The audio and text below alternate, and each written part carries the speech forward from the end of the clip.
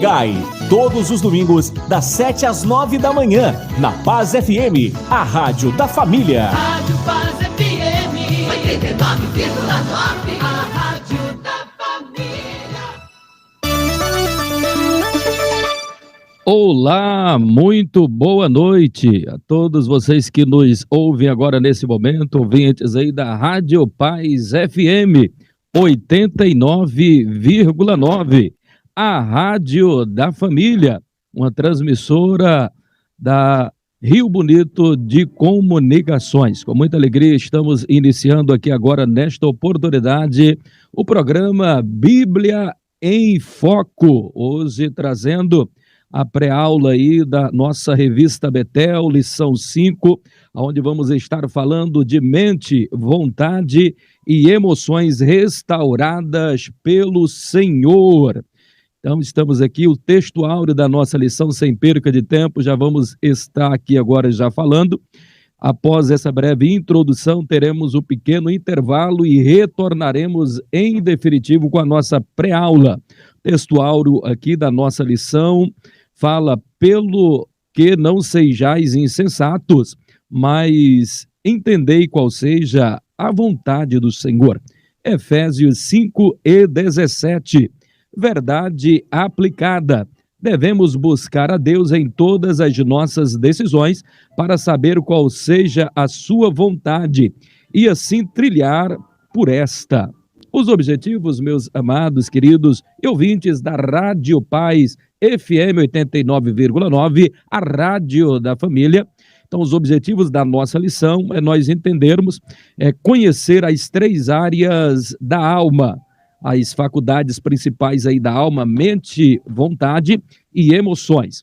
E o segundo objetivo, que é ensinar sobre a liberdade da escolha. Terceiro objetivo é falar sobre as emoções e sua vulnerabilidade. No texto aqui de referência, em Filipenses, no capítulo de número 4, versículos 6, 5, 8 e 9, que nos diz da seguinte forma: não estejais inquieto por coisa alguma, antes as vossas petições sejam em tudo conhecidas diante de Deus, pela oração e súplica com ação de graças. Verso 7. E a paz de Deus, que excede todo entendimento, guardará os vossos corações e os vossos sentimentos em Cristo Jesus. Verso 8. Quanto ao mais, irmãos, tudo que é verdadeiro, tudo que é honesto, tudo que é justo, tudo o que é puro, tudo o que é amável e tudo o que é de boa fama, se há alguma virtude e se há algum louvor nisso, seja nisso que ocupeis a vossa mente. Verso 9. O que também aprendestes e recebestes e ouvistes e vistes em mim, isto fazei, e o Deus de paz será convosco. Maravilha, que bênção esse texto de referência para a nossa reflexão em nossa pré-aula aqui da lição 5 da nossa revista Betel. Aqui a introdução, faço a introdução aqui e já vamos entrar no nosso intervalo para, em definitivo, nós retornarmos. A nossa introdução aqui da nossa revista fala da seguinte forma: na explanação sobre as áreas da alma que precisamos de cura, destacaremos a mente, a vontade e as emoções, sabendo que enquanto estamos no mundo, podemos contar com a ação do Espírito Santo e da palavra de Deus para lidarmos também com estas faculdades da alma.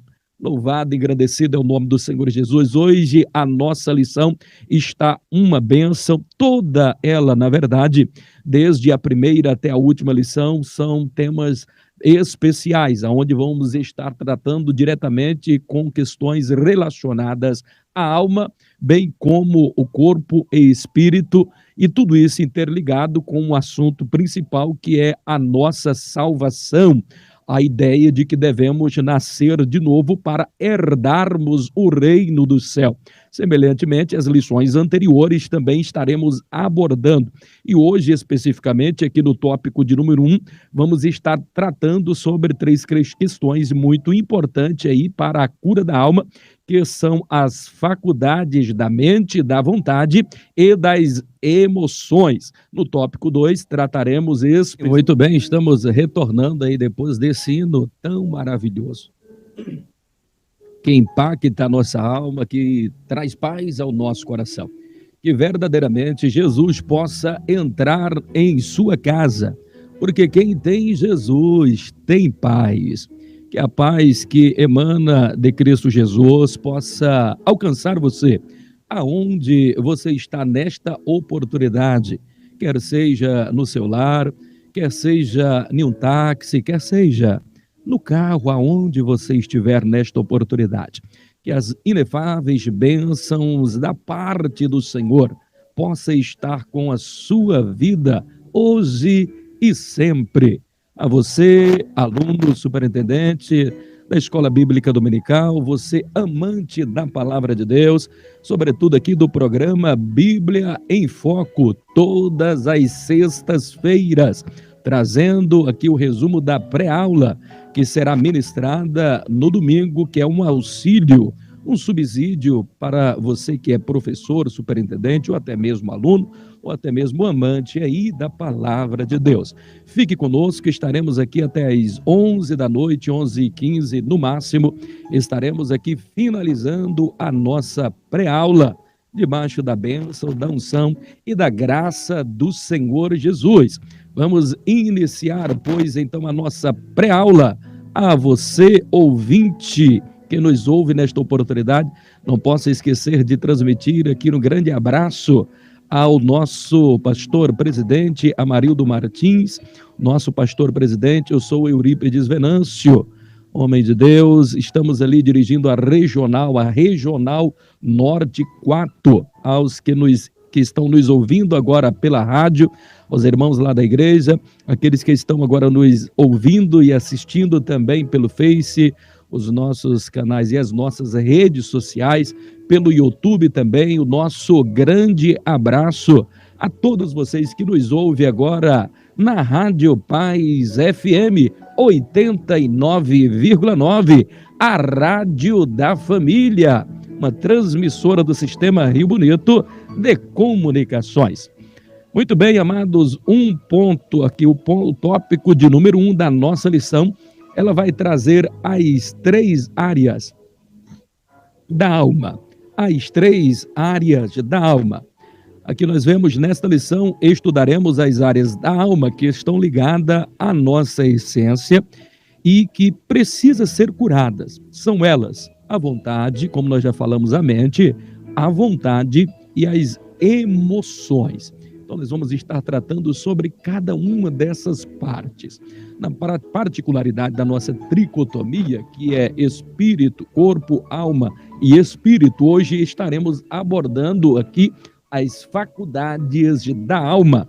Uma alma que precisa ser restaurada, mente, vontade e emoções. Aqui, um ponto de partida para nós analisarmos aqui, que nos chama bastante a atenção, é a parte da mente, aqui 1.1 da nossa lição, onde vai nos dizer da seguinte forma, em Romanos, no capítulo de número 12, e o verso de número 2, ela vai estar falando assim da seguinte forma, não vos conformeis com este mundo, mas transformai-vos pela renovação do vosso entendimento, para que experimenteis qual seja a boa, a perfeita e agradável vontade de Deus para a sua vida.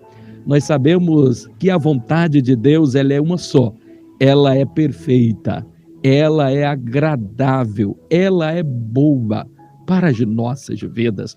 Mas o interessante aqui no verso 12 que nos chama a atenção aqui do 1.1 da nossa lição, que ela vai tratar da seguinte forma, que a mente, ela é a líder da nossa alma. E o interessante nós observarmos que a mente aqui dentro desse componente da alma aqui, dessas 3 faculdades, que é mente, vontade e emoções, evidentemente que a mente ela vai sobrepujar as outras 2.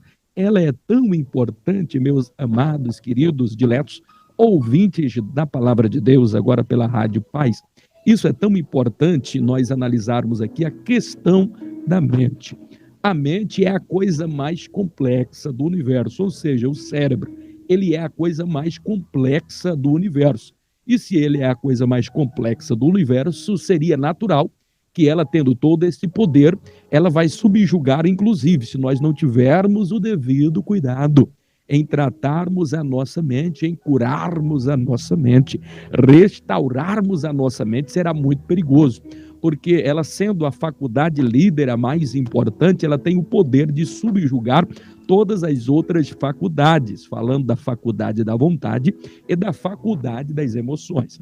Dizendo isso, é importante nós entendermos e compreendermos o quão importante é nós tratarmos e restaurarmos a nossa mente. A mente, o cérebro humano, como eu falei, ele é a coisa mais complexa do universo. Só para você ter aqui uma ideia, o nosso cérebro, ele tem muitos milhões de neurônios, aproximadamente 1 milhão de neurônios, e cada um com 100 mil ramificações que conseguirá produzir ao longo de toda a vida mais de 1 quadrilhão de informação. Para você ter uma ideia, isso é mais do que um computador com a memória gigantesca do tamanho do Maracanã, e não seria ainda suficiente para armazenar tanta memória. Perceba que o nosso cérebro, ele é tão poderoso e uma capacidade megatômica, uma estruturação tão perfeita, tão complexa, tão engenhosa, que ele consegue armazenar todos os cheiros que nós conseguimos sentir ao longo da nossa vida. Tudo que nós sentimos ou percebemos com o nosso olfato, tudo aquilo que percebemos com a nossa audição, com a nossa visão, tudo que os nossos sentidos conseguem captar, ele então reproduz e fica guardado no nosso cérebro.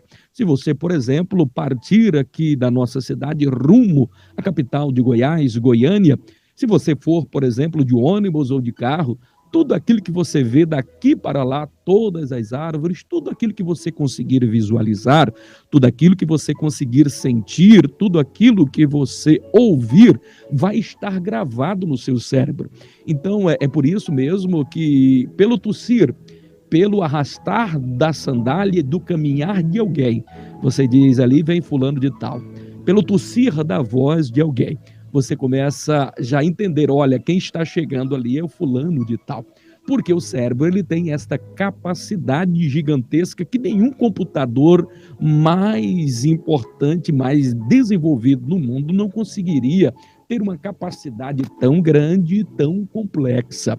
E o interessante, e falando sobre essa questão de mente, eu me lembro aqui de Adão. E Adão, ele teve esta capacidade. O ser humano, ele consegue criar coisas inimagináveis. O nosso cérebro tem uma capacidade gigantesca. E o interessante é que, mais inteligente que seja, o ser humano, ele só vai conseguir captar aí 10% da toda a potencialidade do seu cérebro. Agora percebam quão perfeito era o homem que Deus criou, Adão. Adão, ele tinha 100% da sua capacidade cerebral. Olha o quão inteligente era Adão, o quão inteligente era Eva, a capacidade gigantesca que eles tinham de formular as coisas. Depois que entra o pecado, esta capacidade agora é reduzida e nós, seres humanos, agora utilizamos, por mais inteligente que sejamos, só conseguimos mesmo, de fato, aí utilizar 10% da nossa capacidade cerebral. Mas a mente, ela é muito importante nesta questão. E por ser tão importante, meus queridos ouvintes, nesta oportunidade, que é importantíssimo nós colocarmos isso dentro do contexto desta mente, é da mente que estamos falando, da importância de termos uma mente restaurada, uma mente renovada. E é isso que aqui a revista ela aborda e ela cita aqui Romanos 12, o verso 12. Não vos conformeis com este mundo, mas transformai-vos pela renovação do vosso entendimento. Eu quero chamar agora a atenção a você, querido, que nos ouve nesta oportunidade, para a palavra transformação. A palavra transformação no grego, ela vai falar acerca do metamorfo. Traduzindo aqui para a língua latina, nós vamos ter a metamorfose. E o que é a metamorfose? A metamorfose, ela é a transformação de um ser em outro ser. Vou repetir. O que é a metamorfose? A metamorfose é a transformação de um ser em um outro ser. Para sintetizar melhor, é como que você olhar para uma pequena lagarta. Você já parou para meditar e analisar como é o nascer? Como que é o processo de crescimento de uma lagarta? Ela começa bem pequena e ela vai rastejando pelo chão. A lagarta, ela enfrenta vários obstáculos. Ela encontra aves pelo caminho, ela encontra animais que podem pisar em cima dela, o ser humano que pode feri-la, que pode machucá-la.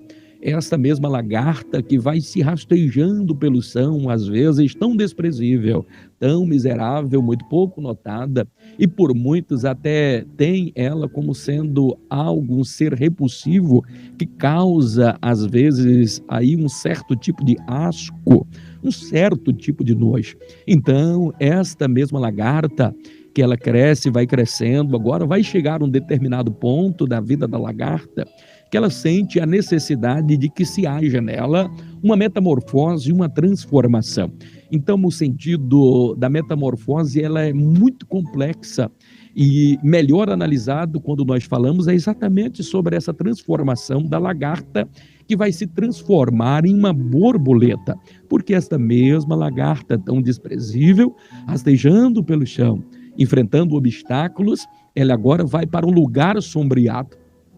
Entrando agora no lugar sombreado, ela vai entrar agora em uma folha, em um galho ali de uma árvore, e por ali ela vai ficar.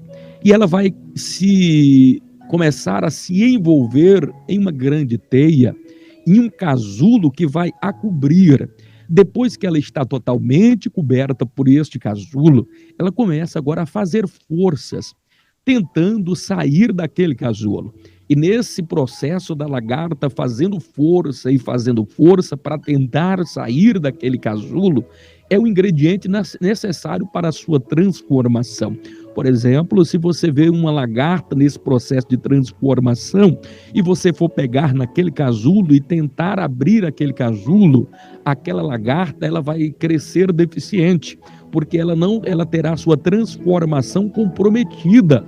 Ou seja, quando ela for se transformar em borboleta, esse processo dela se esforçar para sair do casulo, ela vai liberar um pequeno líquido e esse líquido é responsável por descer até as suas asinhas, fazendo com que essa lagarta agora começa a crescer, a fortificar as suas asas e agora, depois de fortificado, com muita força agora que ela tem, ela consegue expandir-se, ela consegue romper todo aquele casulo. E quando ela rompe agora este casulo, essa lagarta que era desprezível, que andava pelo chão, sorrateiramente, agora se transforma em uma linda borboleta, pronta para voar, ganhar o mundo, encher o mundo de beleza. Aqui também nós poderíamos sintetizar um novo nascimento. Você que às vezes, antes mesmo de aceitar Jesus, que era desprezível pela sociedade, que ninguém dava valor na sua vida, em que as pessoas olhavam para você e não via nada de algo de importante que pudesse dizer verdadeiramente ali é uma pessoa interessante.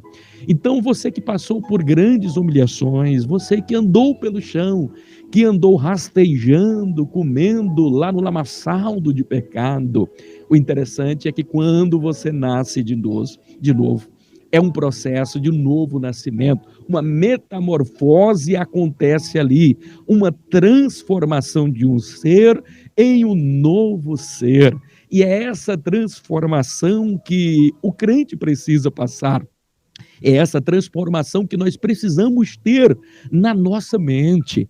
E o interessante é que agora, uma vez nascido de novo, uma vez transformado, agora nós podemos conhecer a boa, a perfeita e agradável vontade de Deus para a nossa vida, meus amados, queridos diletos e abençoados irmãos. O interessante é que esta mente, de que maneira nós podemos, pastor Eurípides, tratar esta mente? Como é que podemos restaurar a nossa mente de tal forma que ela seja ocupada e preenchida somente com aquilo que seja benéfico? Meus amados e queridos irmãos, o conselho aqui não é meu, o conselho é da própria palavra de Deus. Se não vejamos, olha o que nos diz o texto, isso servir-nos-á, é muito forte. Dobre agora a sua atenção, porque eu quero dar uma receita poderosa para aqueles que querem terem uma vida transformada pelo poder da palavra, querem ter uma mente sã, sarada e renovada. Eu quero trazer aqui agora para você o segredo de uma mente renovada, transformada por Cristo. O segredo para você ter uma mente sadia é você ligar o seu pensamento em Cristo e viver como Cristo viveu e, sobretudo, ter pensamentos positivos. Se não vejamos, olha só o que nos diz a palavra de Deus. Em Lamentações de Jeremias, no capítulo de número 2, verso 21, 22, Jeremias, ele vai falar algo bastante interessante. Antes disso, porém, ele vai dizer: Senhor, renova os nossos dias como dantes. O interessante é observar que Jeremias está nos seus últimos dias de vida, trancado agora em um calabouço, em uma masmorra. O interessante é observar o estado de condição que estava Jeremias aqui. E Jeremias, o profeta chorão, durante 40 anos ele pregar e anunciar a palavra do Senhor Jesus, sem contudo as pessoas sentirem-se arrependimento por nada daquilo que era pregado. Muitos até zombavam e tinham ele como profeta mentiroso, porque a maioria de suas profecias era para tempos vindouros. Nós sabemos hoje que esse livro, que é o 24º livro da Bíblia, com 52 capítulos, nós vamos encontrar 1.364 profecias históricas ali, ou versículos de história pura. Dentre estes aí, a gente vai encontrar 666, número da besta, olha, apocalíptico, até nessas questões. 666 versículos de profecias cumpridas e 180 não cumpridas. Muitas delas vão cumprir agora no período da grande tribulação. Mas não é essa questão que nós queremos estar falando aqui. Eu quero estar enfatizando é o estado de espírito que era para estar esse homem Jeremias. E nos seus últimos dias de vida, ele termina os seus dias trazendo uma oração tão poderosa. Renova, Senhor, os nossos dias como dantes. Aí agora ele vai chegar no versículo 21 do capítulo 3 de Lamentações, e o versículo 21 e 22. E sabe o que ele vai dizer? E qual era a mensagem que ele tinha para trazer? Ele vai dizer assim: quero trazer à memória somente aquilo que me traz esperança. Aleluia. Queridos, nós estamos aqui diante de um homem que está trancafiado em uma masmorra prestes a morrer. Interessante você observar que a masmorra era diferente de uma prisão, porque uma prisão você ainda recebia algum tipo de raios do sol e algum tipo de ventilação, mas uma masmorra era diferente, o calabouço era diferente, ficava embaixo da terra, era úmido, pingava água, goteiras ali, ele tinha que conviver com ratos, com baratas, com pequenos insetos, com larvas. E por causa disso ele contrai uma tuberculose e morre ali, passa os seus últimos dias agonizando. Esse homem tinha todos os motivos para ser a pessoa mais depressiva do mundo. Ele poderia questionar a Deus, mas esse homem, ele tinha aquilo que o apóstolo Paulo também tinha, que o morrer para ele era ganho. Ele estava firmado em uma grande esperança. E é tão verdade que ele vai dizer: quero trazer à memória somente aquilo que me traz esperança. Querido, por que é que você traz pensamentos negativos, pensamentos que só lhe fazem sofrer? Pare de agonia, pare de viver de amargura. traga pensamentos de bênção, pensamentos de paz. Esse é o segredo para renovar a sua mente. Se você começar a armazenar o ódio, se você começar a trazer o dissabor, o rancor, a mágoa dentro do seu coração, você vai estar paralisando a sua mente, deixando-a de renovar, e por conseguinte você terá uma vida de fracasso e comprometida, por certo, inclusive a tua salvação. Que o sangue de Jesus purifique a tua mente, alma e corpo, que a tua mente seja renovada, meu amado e querido ouvinte da palavra de Deus. Faça como esse homem que, mesmo tendo todos os motivos para murmurar, lastimar, viver cabisbaixo, triste, a chorar e a lamentar, não. Ele resolve dizer: quero trazer à memória somente aquilo que me traz esperança. Que palavra gloriosa, que palavra de entusiasmo. Se não, vejamos o que nos diz também em Filipenses, no capítulo de número 1, e o versículo de número 3, que lição maravilhosa, é que algo extraordinário que Paulo vai dizer ali. Não sei se você presta atenção, mas Paulo vai dizer assim: olha, eu dou graças a Deus por tudo quanto eu me lembro de vós. Queridos, ele estava falando para uma igreja de Filipenses. Por mais abençoada que fosse aquela igreja, que abençoou sobremodo o ministério do apóstolo Paulo, era uma igreja que tinha problemas, e com certeza o apóstolo Paulo, enfrentou algumas dificuldades. Primeiro, que tinha várias nacionalidades ali. Nós vemos uma vendedora de púrpura, a Lídia, nós vemos um carcereiro, nós vemos ali um romano, um soldado romano. Então era pelo menos 3 classes de pessoas ali, de diferentes lugares, e que estavam convivendo nesta igreja. Então havia pensamentos diferentes, havia com certeza ali problemas, e com certeza o apóstolo Paulo passou algumas lutas ali. Mas o interessante é a forma como Paulo aborda todas essas questões. Interessante, queridos, e aqui a gente abre um parêntese. Olha, você pode dizer assim: mas pastor, o senhor não sabe o que eu passei. Os bastidores da minha vida, o senhor não tem noção o que eu tenho passado, as lutas, as dificuldades. Eu fui ferido, eu fui machucado, pastor Eurípides. As lutas que eu enfrentei são inomináveis. Queridos, não foram maiores do que as de Paulo. E Paulo, ele poderia até amargurar-se, mas o que esse homem fala? Ele diz: olha, eu dou graças a Deus por tudo quanto eu me lembro de vós. Ele está fazendo como fez também lá atrás Jeremias. Ele está trazendo pensamento de paz, trazendo pensamento de esperança, pensamentos positivos que ele façam crescer. E no verso 9 ele ainda vai dizer assim: Deus é minha testemunha da saudade que sinto de todos vós. Primeiro, ele dá graça a Deus por tudo quanto ele lembra daqueles irmãos. E segundo, ele ainda diz: olha, Deus é minha testemunha da saudade que eu sinto de todos vós. Olha, se ele teve problema, ele deixou os problemas lá para trás, no mar do esquecimento, porque ele não é museu para viver de passado. O que ele trazia à memória era somente as coisas boas.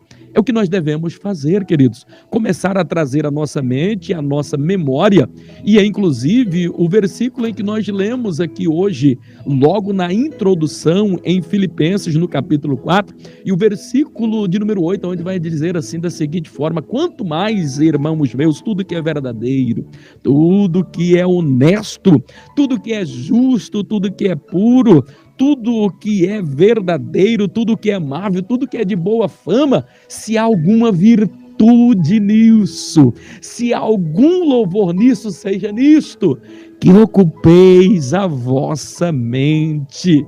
Prestaram atenção? Como é que eu restauro a minha alma ou a mente? E a das mais importantes faculdades da mente ou da alma é a mente. Como é que eu faço para restaurar? Trazendo pensamentos de paz, tudo aquilo que é verdadeiro, tudo aquilo que é amável, tudo aquilo que é justo, tudo aquilo que é puro, tudo aquilo que é de boa fama. Se há algum louvor nisso, seja nisso, querido, que ocupeis a vossa mente.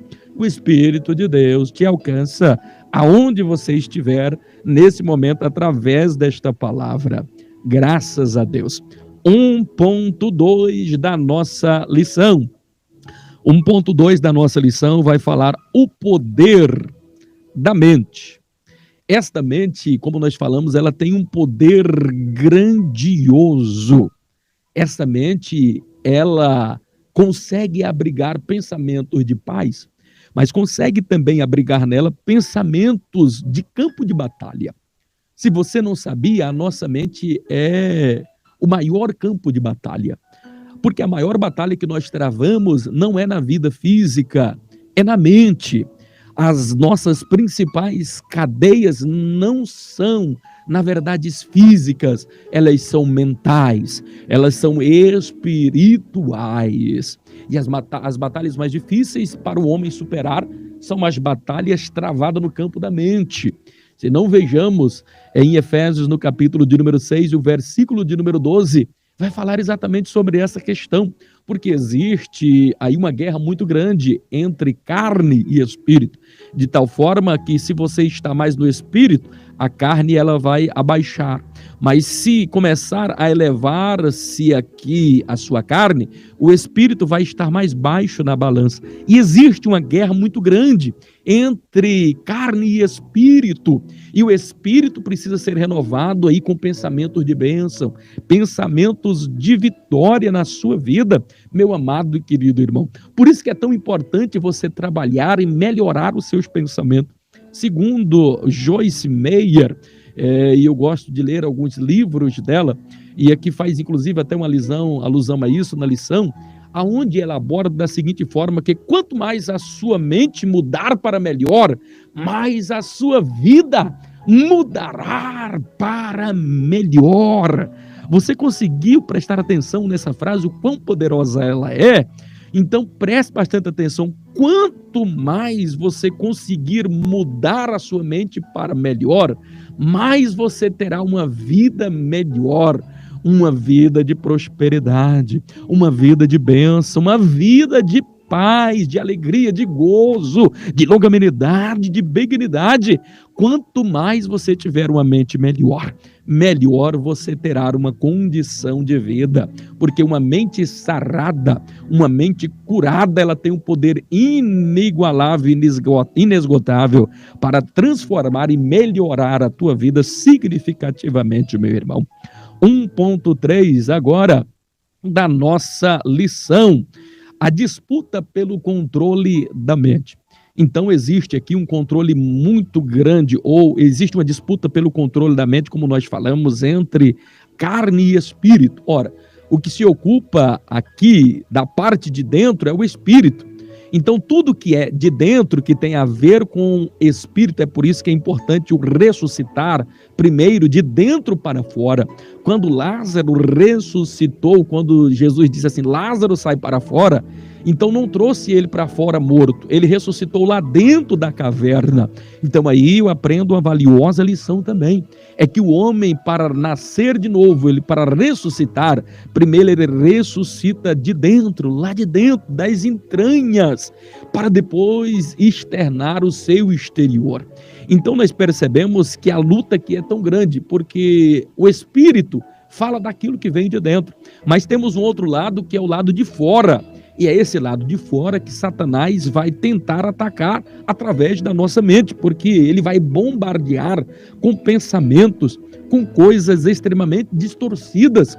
E o interessante é que Satanás ele tem um poder muito grande nas mídias. Satanás ele tem um poder maléfico de influenciar gerações com mentiras, porque ele é o príncipe da mentira, ele é o senhor da maldade, o príncipe deste século.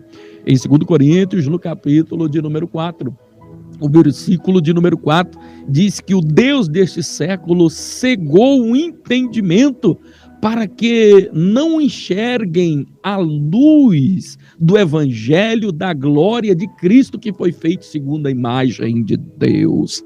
Então o príncipe deste século ele tem cegado o entendimento das pessoas de tal forma que as pessoas tenham miopia, não consiga visualizar as bênçãos celestiais e que também não consiga visualizar um futuro próspero, e o diabo começa a bombardear pensamentos das pessoas, dizendo: você não merece o perdão de Deus, você já pecou, você já falhou, abandona a igreja, abandona esse Jesus, você é um pecador, você é irreconciliável. E o diabo começa a trabalhar na mente da pessoa.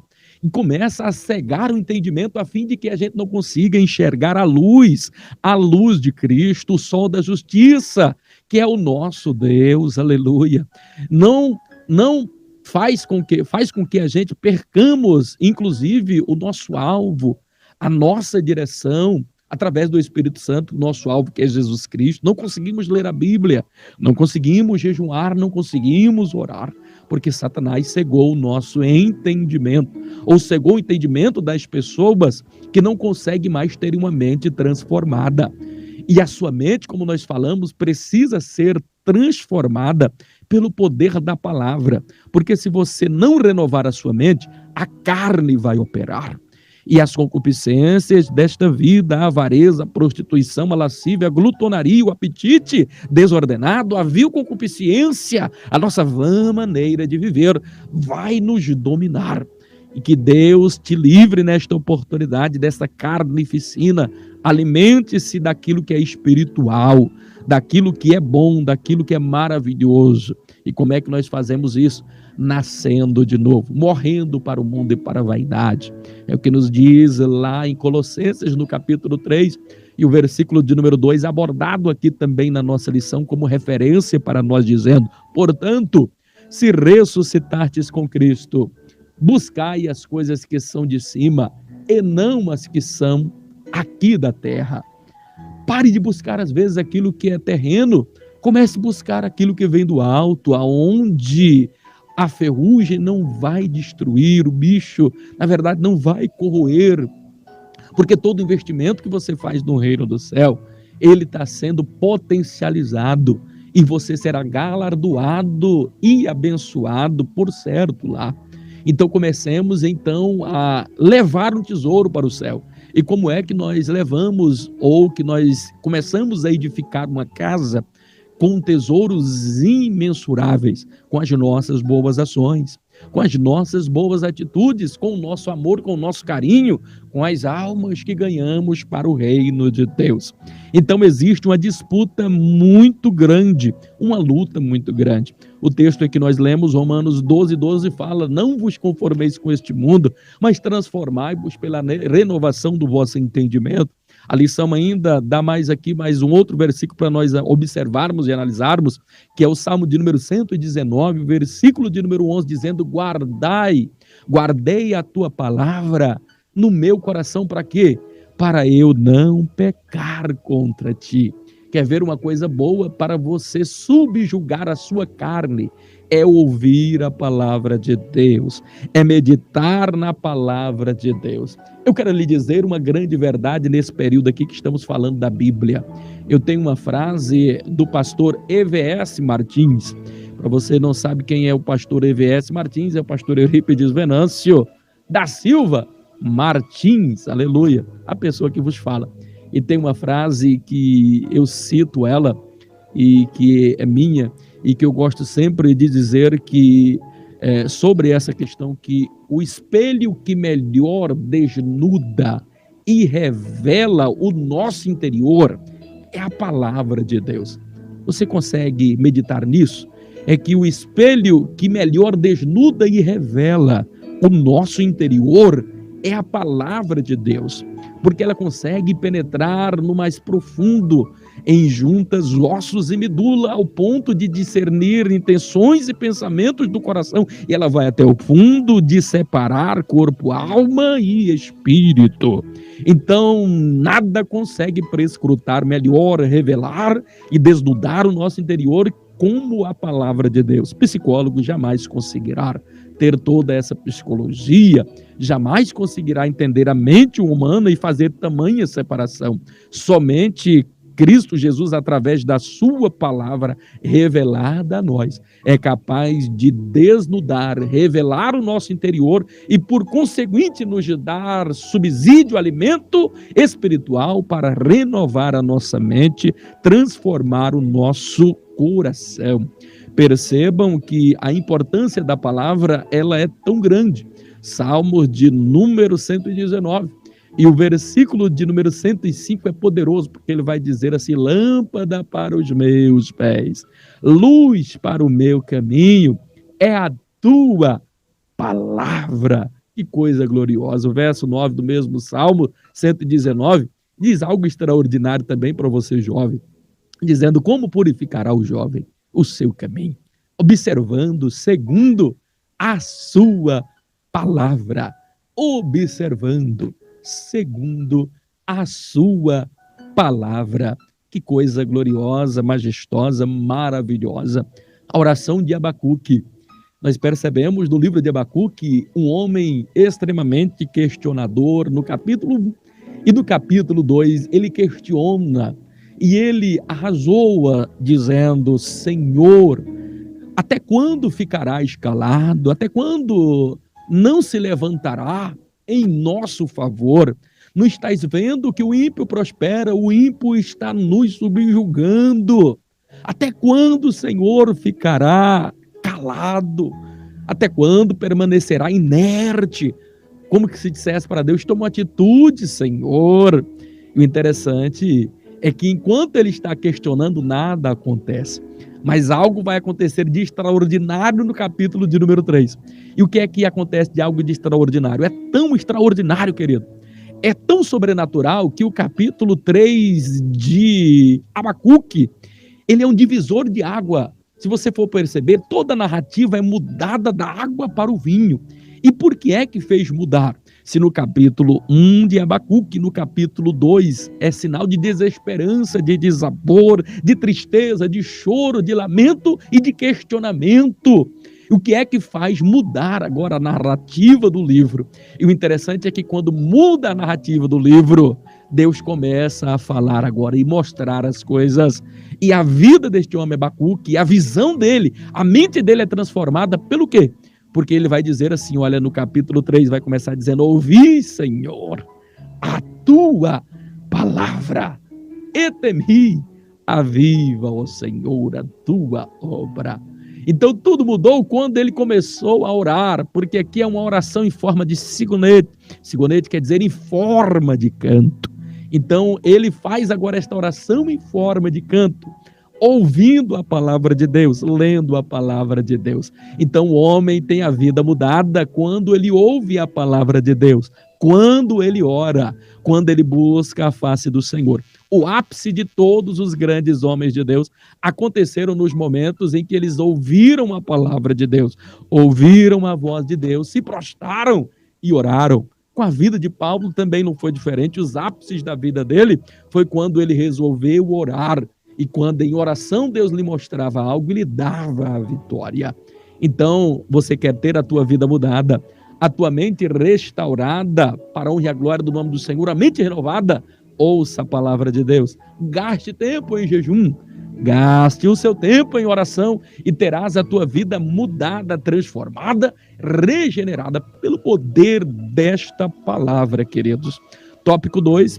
Para nós já ganharmos tempo, demoramos bastante tempo aqui. Vamos correr um pouquinho aqui contra o tempo. O tópico 2 vai falar sobre a vontade e escolha. A vontade e escolha. A faculdade da vontade na nossa alma, ela também tem um significado muito importante. Porque as vontades são as causas de muitas pessoas serem derrotadas. A vontade vai vir. O desejo vai vir. O interessante é nós observarmos e termos isto em mente.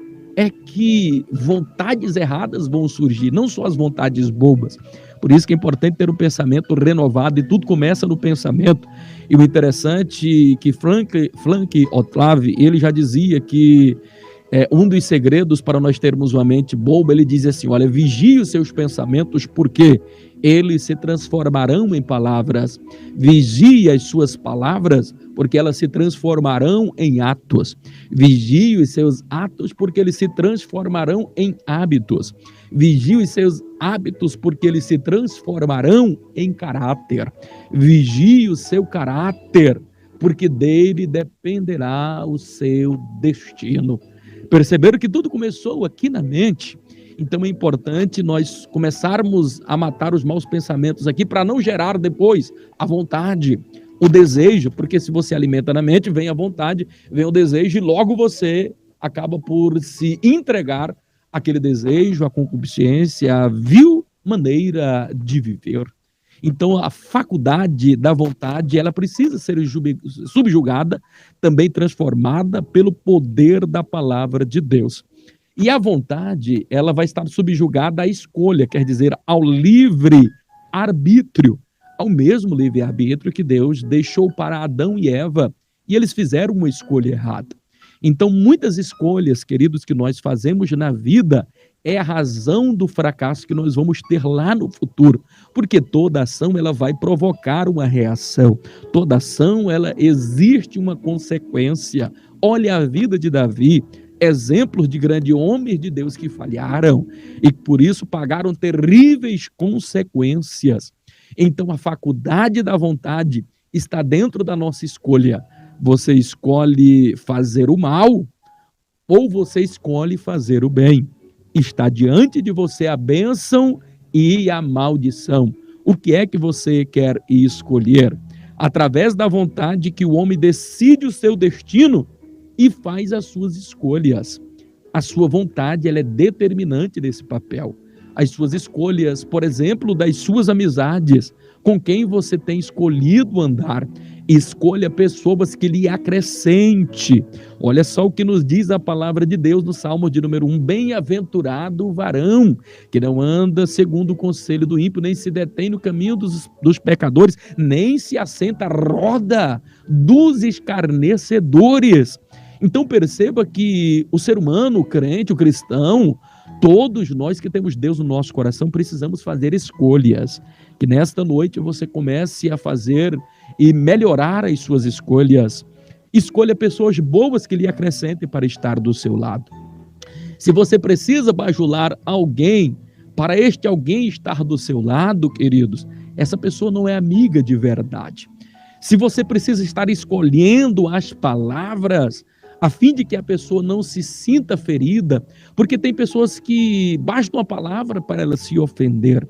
Tem amigos seus que, na verdade, não são amigos, ele fica observando tudo que você fala para achar um defeito, para lhe jogar na cara, para falar mal de você. Cuidado com essas pessoas que não lhe acrescentam. Eu conheci e vi pessoas em narrativa, inclusive de obreiros, de irmãos, de pastores, que para tentar segurar uma ovelha, fazia de tudo, até perdia a sua própria identidade, tinha que ficar escolhendo minuciosamente as palavras, com medo de perder aquele obreiro, com medo de perder aquele irmão, e acaba por perder a sua identidade. Então nós precisamos fazer escolhas. Escolham pessoas que lhe acrescente. Amizade não pode ser comprada. A amizade tem que ser adquirida e conquistada. E o interessante é que se alguém não quiser ser seu amigo, não há nada que você possa fazer para isso. Se a pessoa escolher seu inimigo, independe daquilo que você vai fazer.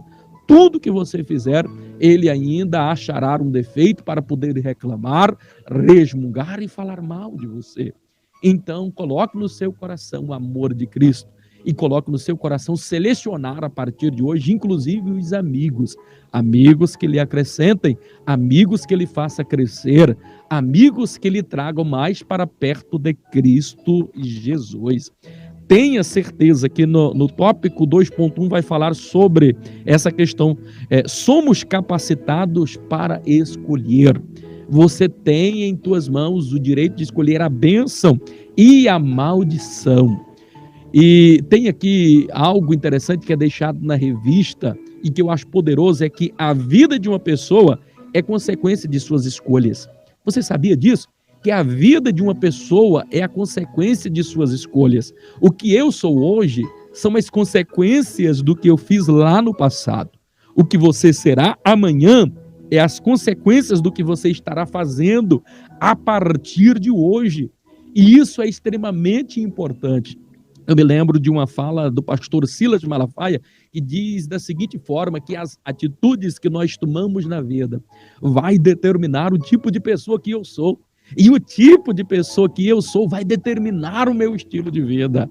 Partindo aqui dessa frase, eu faço aqui uma analogia e a parafraseio da seguinte forma, dizendo que as escolhas, elas são determinantes para o nosso fracasso ou sucesso, porque as escolhas que nós fazemos na vida vai determinar significativamente, quantitativamente, qualitativamente a pessoa que eu serei no futuro, a posição aonde eu estarei no futuro.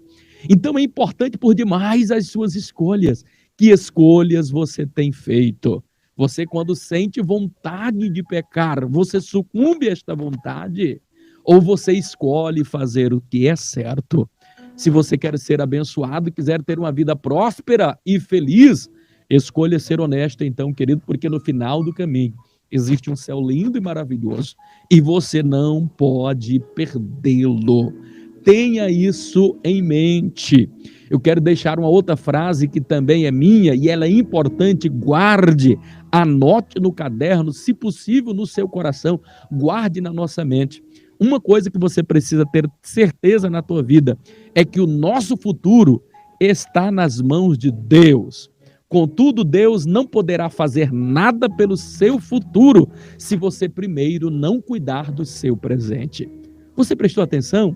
As pessoas dizem que o meu futuro pertence a Deus, o meu futuro está nas mãos de Deus. Sim, querido, está nas mãos de Deus. Só que Deus não poderá fazer nada pelo seu futuro sem que primeiro você cuide do seu presente, sem que você tenha uma boa atitude, sem que você tenha uma vida regenerada, transformada, porque não existe cristão verdadeiro se não deixar-se ser moldado pelo poder desta palavra, querido. Esta é uma verdade que nós não podemos jamais fugir dela. Que Deus em Cristo Jesus abençoe e ilumine seu pensamento. 2.2 da nossa lição, correndo aqui contra o tempo. Alguns defeitos da nossa vontade. Então a nossa vontade ela vai estar cheia de desejos errôneos se nós deixarmos sermos alimentados pela nossa carne e não sermos purificados aí pelo nosso espírito. Nós vemos aqui algo importante da parte de Deus, alguns defeitos da nossa vontade seria o orgulho. Para mim, queridos, não sei para você, mas para mim eu tenho uma compreensão que o orgulho, se não for o maior, é um dos maiores pecados que o ser humano pode ter. Por quê, pastor Eurípides? Porque do orgulho nasce todos os outros pecados, a inveja, o ciúme, a divisão. O orgulho faz com que o homem queira ser grande. O orgulho fez com que Adão e Eva caíssem da presença de Deus. O orgulho fez com que Satanás ele tentasse usurpar o trono que estava à direita de Deus, ou seja, o trono de Jesus, o lugar de Jesus. O orgulho, querido, se nós não tivermos cuidado, ele vai ser a raiz de todos os outros pecados. Aí nós cometemos o pecado de não furtar, de roubar, de não matar. Tudo isso é terrível, mas tudo nasce aqui a partir do orgulho.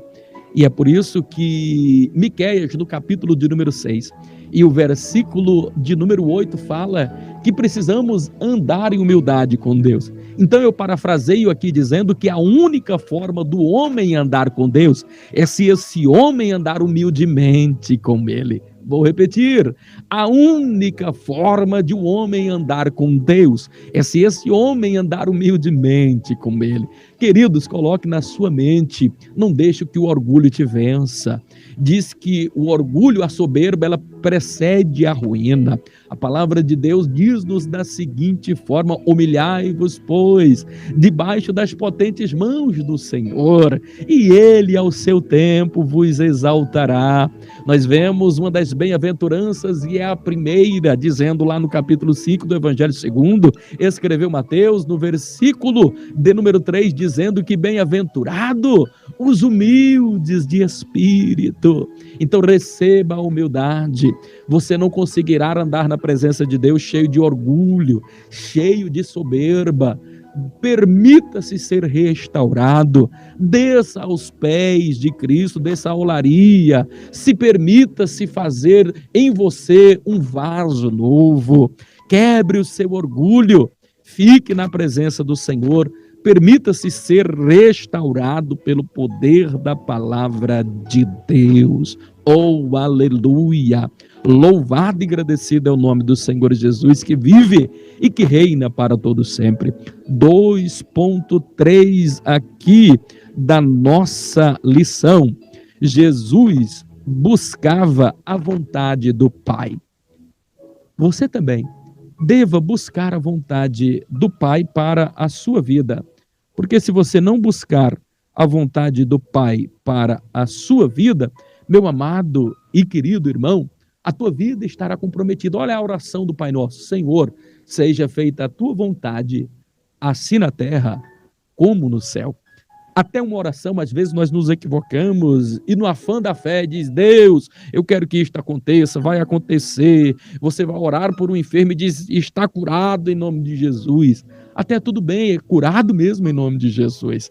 Mas entenda que toda oração, ela deve ser feita segundo a vontade de Deus. Você sabe qual é a vontade de Deus para a tua vida? E nós já lemos aqui, a vontade de Deus para a sua vida, ela é boa, ela é a perfeita e agradável. Os nossos caminhos parecem bons, mas o fim deles pode ser a morte. Então, faça tudo segundo a vontade de Deus. Isto é o que nos aconselha a palavra do Senhor. Finalizando agora, o terceiro tópico: emoções. Emoções expressando os nossos sentimentos. O último tópico aqui. A vida, queridos, ela é feita e constituída de momentos. Momentos bons e momentos ruins que, quer queira ou não, somos obrigados a passar por eles ao longo da nossa vida. Agora, o que você fará dos momentos difíceis da sua vida é uma escolha tua. O que você fará com isso vai determinar o seu sucesso e o seu fracasso lá também, posteriormente na sua vida. Então, quando você estiver passando por momentos ruins, difíceis, não permita que as emoções, o que é as emoções? As emoções, ela é responsável por aquilo que você sente de ódio, de amor, de alegria ou de tristeza. Será que nos momentos difíceis o que vai sobressair é o ódio? É a tristeza? É a mágoa? É o rancor? Quais as emoções que você tem demonstrado? Porque a vida ela é feita de momentos. E os momentos difíceis são muito mais presentes do que os momentos bons. Então, se os momentos ruins são mais presentes em nossa vida, se você não segurar as suas emoções, você viverá uma vida de amargura. Aprenda a fazer dos pequenos instantes bons uma eterna felicidade na presença de Cristo Jesus, porque quem tem Jesus tem paz. Quem tem Jesus tem uma alegria maravilhosa. Aleluia. 3.1 da nossa lição aqui, finalizando, concluindo, que é a vulnerabilidade das nossas emoções. Nossas emoções precisam ser restauradas, mesmo nós sendo tão vulneráveis, nós sendo tão frágeis, tão sensíveis, se permita ser restaurada pelo poder da palavra de Deus. 3.2 da nossa lição, restaurando os nossos sentimentos. De que forma nós podemos fazer isso? Olha só, aqui na revista dá um exemplo aqui de Josué e de Caleb, quando eles viram a possibilidade de entrarem na terra prometida. E o interessante é que, mais uma vez aqui, vai vir um bloqueio na mente, porque as maiores batalhas, elas são geradas dentro da nossa mente. Nós percebemos que Josué e Caleb, entre os espias que estavam ali, nós vamos observar que os outros, diferente de Josué e Caleb, tiveram uma visão distorcida dos fatos, ou eles viram apenas o que era aparente. O que é que esses outros espias vieram quando eles foram vislumbrar a terra prometida, assim como nos diz lá em Números, no capítulo 4, do verso 6 ao verso 9, vai estar falando que estes espias ficaram escandalizados e disseram para Moisés: Moisés, os homens são grandes, são gigantes, Moisés, nunca nós conseguiremos vencer. Olha, a terra até grande, olha só, esse cacho precisou de 10 homens para carregar, esse cacho, esse galho de uva é tão grande, a terra mana leite e mel, mas jamais nós conseguiremos vencer aquele gigante, aqueles homens grandes. Mas qual não foi a visão agora do mesmo fato? Porque para o pessimista, ele vai ver dificuldade em cada oportunidade. Mas quem tem a mente transformada, em cada dificuldade, ele verá uma oportunidade de conquistar, de avançar, de progredir, de alcançar vitória. Então Josué e Caleb, ele fala da seguinte forma: verdade, Moisés, a terra, os gigantes são grandes, são numerosos, o povo é forte, mas maior do que eles é o nosso Deus, maior que o nosso problema é o nosso Deus, e operando Deus, quem pode impedir? É como que nós agora, parafraseando aqui, estendendo esta palavra, operando Deus, quem pode impedir? Nós podemos todas as coisas naquilo que nos fortalece. Como é que nós podemos limitar o agir de Deus? Ninguém pode impedir o agir de Deus. E era desta forma que Josué e Caleb estavam visualizando, enquanto os muitos viam dificuldades, eles estavam vendo oportunidades. Moisés, esta terra Deus separou para nós, vamos possuí-la, vamos conquistá-la. E qual não foi a surpresa? Todos ficaram para trás. E somente Josué e Caleb conseguiram entrar na terra prometida. E tudo porque eles ousaram sonhar, avançar e conquistar. Eles não sucumbiram às armadilhas da mente. Perceba que a mente, ela prepara gatilhos. A mente, ela coloca obstáculos entre nós e a nossa vitória. É a mesma coisa que aconteceu ali também com Davi e Golias. Durante um mês ele amedrontou. Então, assim, o medo, ele paralisa, queridos. O medo, ele bloqueia a nossa inventividade. O medo nos bloqueia o nosso crescimento. O medo nos faz paralisar. Quebre todas as armadilhas da mente. Um outro tempo, um dia desse atrás, eu falava sobre 4 armadilhas da mente, utilizando inclusive este texto que nós acabamos de ler. A primeira armadilha da mente que nós devemos combater é o conformismo, que nós acabamos de falar. Não se conforme com a derrota, não se conforme com o pecado, não se conforme com o mundo, seja otimista, tenha uma mente transformada.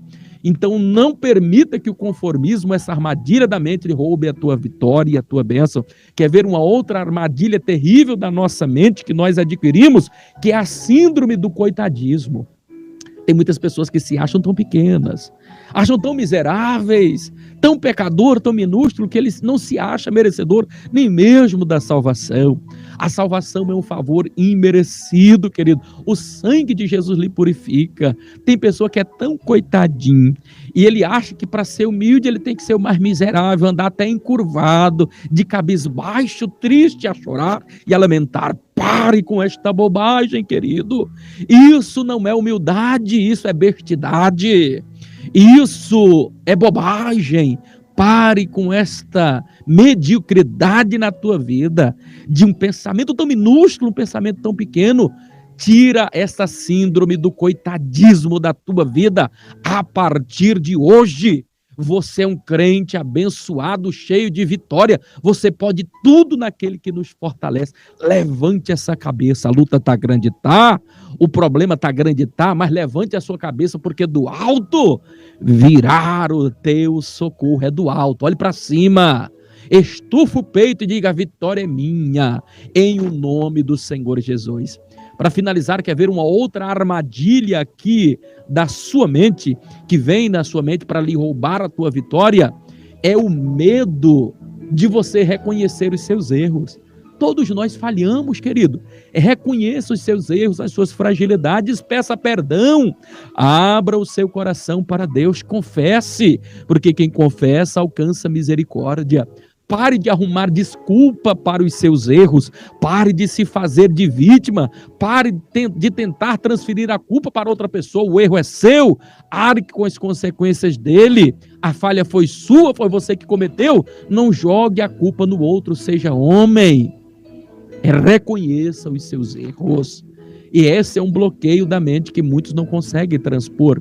Quer ver uma outra armadilha da mente? É o medo de correr riscos.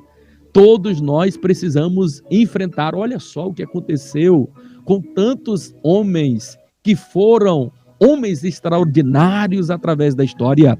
Quem poderia se esquecer de Santos Dumont, o inventor do avião? Quantas tentativas ele errou, mas ele ousou acreditar em um sonho. Ele não desistiu e ele utilizou os fracassos. Se fosse um pessimista, no primeiro fracasso ele abandonaria, mas quem tem uma mente transformada, alguém que tem uma mente positiva, ele transforma o fracasso em gana, em força de vontade de refazer os seus cacos, se levantar do pó e recomeçar tudo de novo. Então não tenha medo de correr riscos. Quem poderia se esquecer de Thomas Edison, inventor da lâmpada? Mais de 2.000 tentativas, mas ele não desistiu. E hoje nós temos a lâmpada aí tão aperfeiçoada e tão importante que é para nós. Então não tenha medo de correr riscos.